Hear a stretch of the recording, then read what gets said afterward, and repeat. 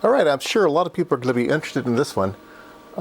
This is a spectrum analyzer, 35 megahertz to 4.4 gigahertz, and it comes in a nice metal box. It looks the part. Now, everybody knows I hate PC connected instruments. I like them all in one. But a lot of people are very fond of PC-based instruments. They're very, very small. You already have a PC, so it lowers the cost of a lot of things. So this is going to appeal to a lot of people. So before we can try this thing out, we're going to have to find some software for it. Now, finding the software for this is not exactly trivial, so I will tell you exactly where to go. All right. So we will need some software, and the way you get that is here at the website wl4jal.de, Deutschland. The one that you want is the third down in the list here. It says NWT 4000/6000 PC software. And let's see here. If you go down, here we go. The software and data for the NWT 4000/6000. The version my German's not very good. So this is the software for Windows, and this is the one you want. So the very first one here is NWT4 setup 111. So the first software I tried online that I found was 1.09, and I could not get that to work at all, so do not do that. Come here and get this version 11, and it works fine with this unit. So you download this zip file, and it just contains one file, which is an executable that installs the software for you. All right, so we have a icon here on the page, and we can change the size of the window. When it comes up, originally it's small. You can just drag the corner here and make it big. We can hit continuous, and we will be getting a sweep, okay? Okay, so what I'm doing is I'm taking the output of the cow from my spectrum analyzer, and I'm going through a splitter, okay? And I'm splitting it, so I'm sending it both to this unit that we have, plus I'm sending it to this, okay? And you can see that the 300, let me stop this just for a second. You can see that the 300 megahertz is a comb generator, a square wave, and it's giving out 300, 600, 1200. It's giving out 900, 1200. It's giving out all of the harmonics, and so that's what the output is supposed to look like. Okay, and if you take a look at the output that we got, it doesn't look right. It doesn't look right at all. So I'm really confused about that, and I don't know what's going on. The other thing that's going on is if I put the spectrum analyzer into sweep mode, it's generating noise, and that noise is getting through the splitter and is showing up here. So all that junk down there at the bottom is just noise coming out of the device and cluttering up the signal into the HP unit. But if I stop the sweep on the on this new analyzer, then it's nice and clean. Okay, so I'm not too worried about that because that doesn't come up too often. It is something you need to worry about, like the Tiny SA has that. So you need to worry about spurs coming out of your spectrum analyzer. You don't think you would have to, but yeah, they do come out, not in. And so this is the picture we're supposed to get. So let's focus on the picture that we are getting. All right, so we're getting, it looks like a 300, a 600, a 900, and a 1500. So one of them's missing, all right? The 1200 is missing. How come we're not? Maybe it's this tiny little thing here. I don't quite understand that. So the other thing I want to do is I want to zoom in on let's first zoom in on the 300 megahertz, because that's the one that's supposed to be the largest as well. It's showing the second peak larger, but the first peak should be larger.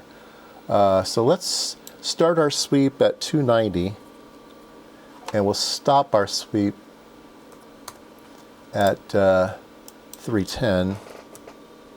You put a little M and then hit enter.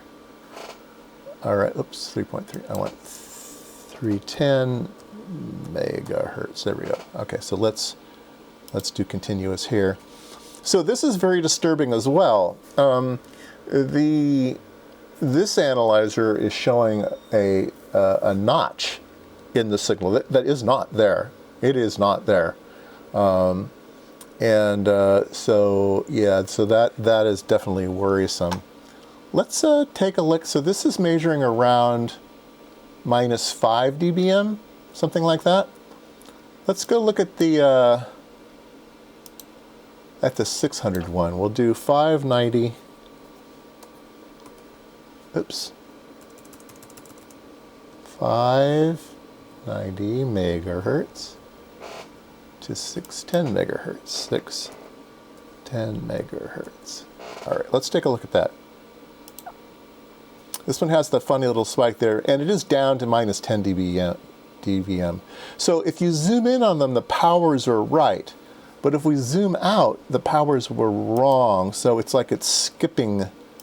It doesn't have good resolution when it's running. Maybe we can change that. All right, so let's sweep from 100 to 1 gig. All right. And yeah, see, our picture is different now. It's much, much different. We're getting more spikes, but the intensities are all wrong once again. So we might have to set the resolution bandwidth better on this thing, or sweep it slower. Let's see what we can do. Let's stop this. Frequency. Let's see here. Settings. Clock frequency limit and stuff. Don't want to change this. Color fonts, no.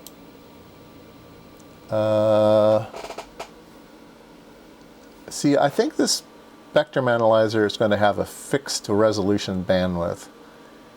And yeah, I don't think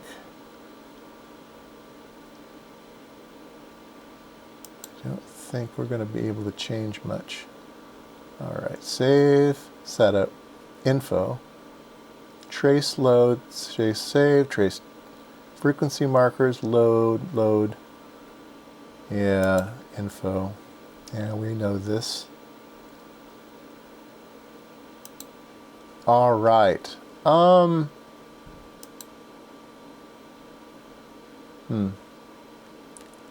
So right away it's failing, right? It's just not acting right. Now it does, like, you know, I shouldn't say it's failing entirely, but it's certainly something.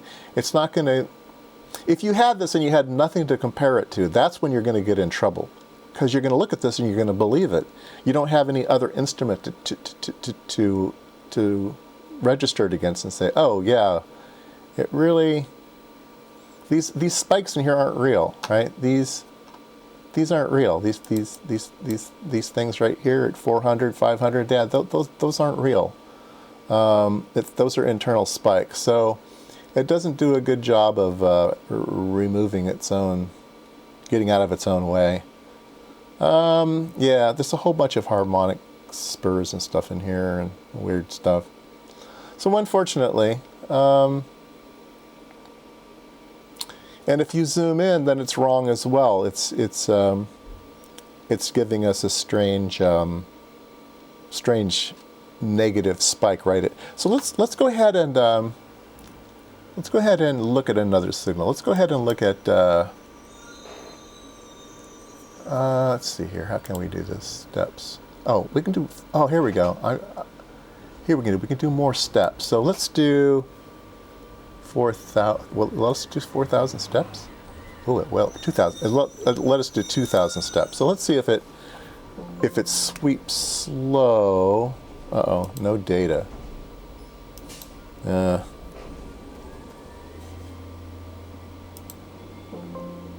no data. Oh, it gets partway across, then stops.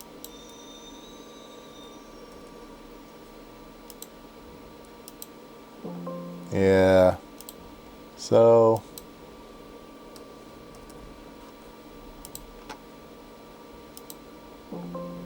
now I've got it screwed up.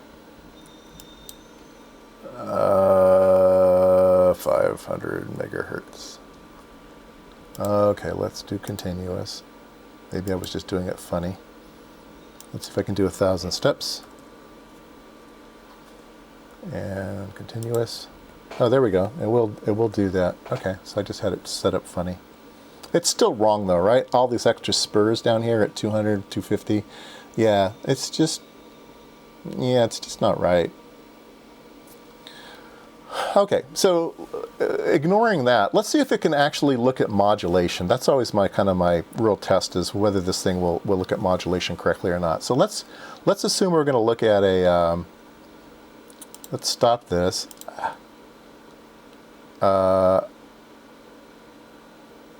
Let's stop this, and let's do startup at 49499, and we'll stop at 501. You can't do center and span, so all right, so let's go ahead and use another generator, and we'll input some data, and we'll input some different modulations and see if we can see them.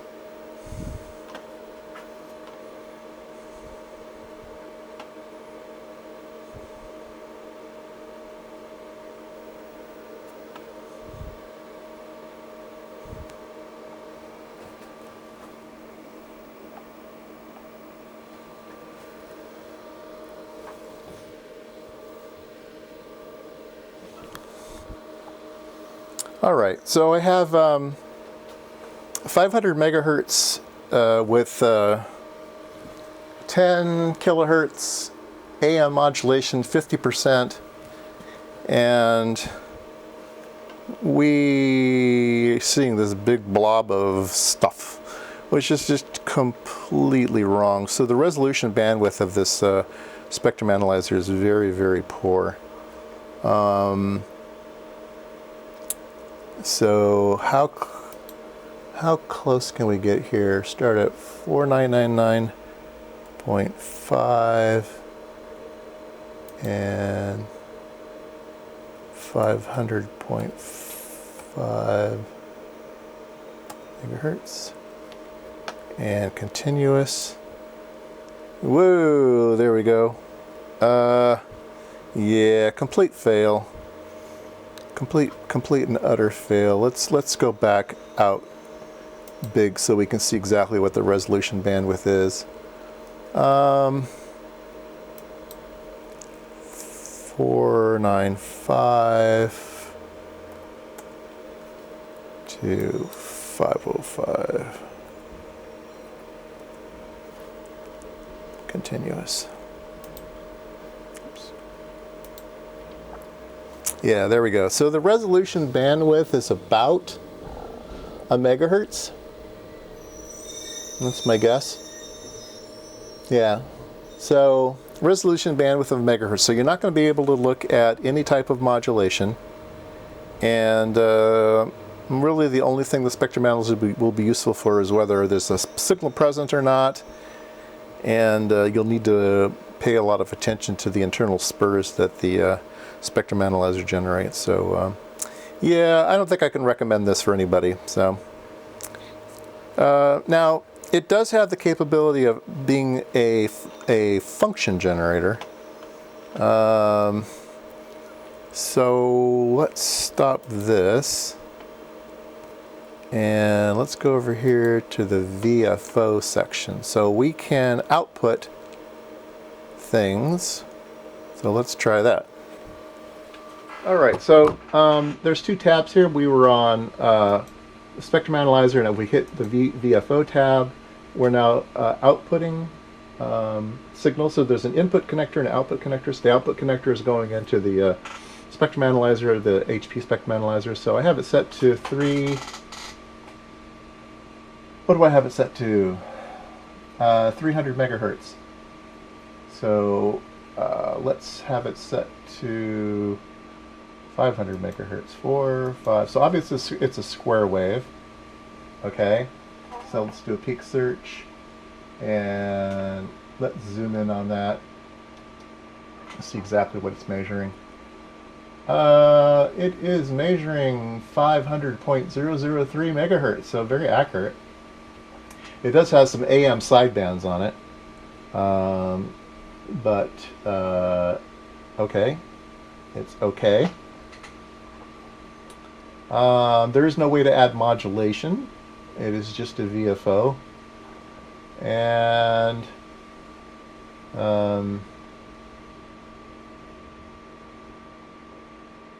okay, so it is what it is. It goes down to hertz. So it's a nice generator. The other thing we should be able to do is to use the generator and the spectrum analyzer together as a tracking generator. All right, so I tried to get this working the way that I think it should work, which is a tracking generator. It'll output and run through things like a filter or something and go into the input. Should be able to measure things like that. I just couldn't do it. I don't know. I'm not familiar with the software quite, but I was not able to actually do that. Anyway, I think it's enough though to give you the information you need if you want to buy one of these things or not. You're going to spend a lot of time in the software. You need a PC in addition to the unit. And it has poor resolution bandwidth, and it has a lot of noise and extra spurs in the signals and stuff. So if you can live with all of that, I think the price is probably okay, but it does have a lot of limitations.